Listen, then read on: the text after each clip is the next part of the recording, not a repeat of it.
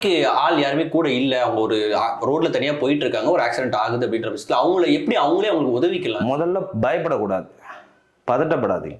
பதட்டப்பட்டாதான் பிரச்சனையே. நீங்க பதட்டப்பட்டாதான் எல்லா பிரச்சனைக்கும் காரணம். நீங்க பயப்படாம கை உடைஞ்சிருச்சுன்னா பயப்படும். கை உடைஞ்சிருச்சு, அடுத்து என்ன பண்ண போறோம்? நம்ம உடைஞ்சிச்சு, அதை சரி பண்றதுக்கான வேலையை தான் பார்க்கணும். கரெக்டான ஆலோசனையை விட்டு கரெக்டான இடத்துக்கு போனீங்கனாலே அது சரியாயிரும்.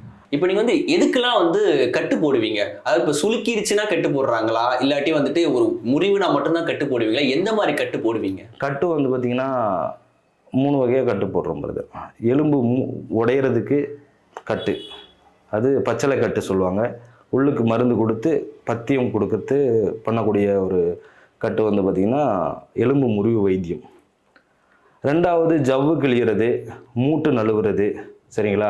இது என்னென்னா ஷோல்டர் இந்த தோள்பட்டை பந்துக்கின மூட்டு கீழே விழுந்தோ இதுங்கும்போது கை பெறலும் போது அதை ஃபிக்ஸ் பண்ணிவிட்டு கரெக்டாக பொருத்திட்டு கட்டு போடுறதுங்கிறது.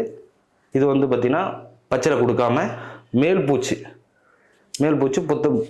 முட்டைக்கட்டு மாதிரி நம்ம போட்டு விடுவோம். அடுத்த கட்டு பார்த்திங்கன்னா மூட்டு நழுவுறது. மூட்டு நழுவுதுன்னா அந்த கணுக்கால் பெறடுறது.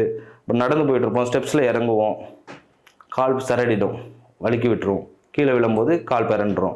அது கட்டலைன்னா ரொம்ப தப்பான ஒரு உடல் வாகையை மாற்றிடும்.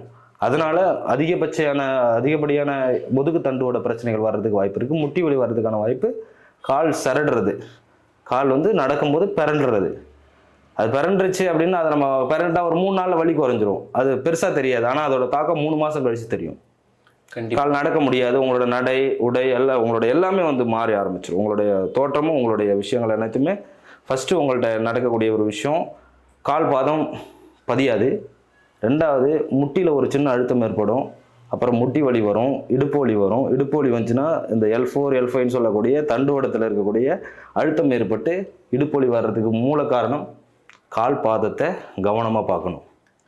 சும்மா விட்டுட்டோம் அப்படின்னா பிரச்சனை அது.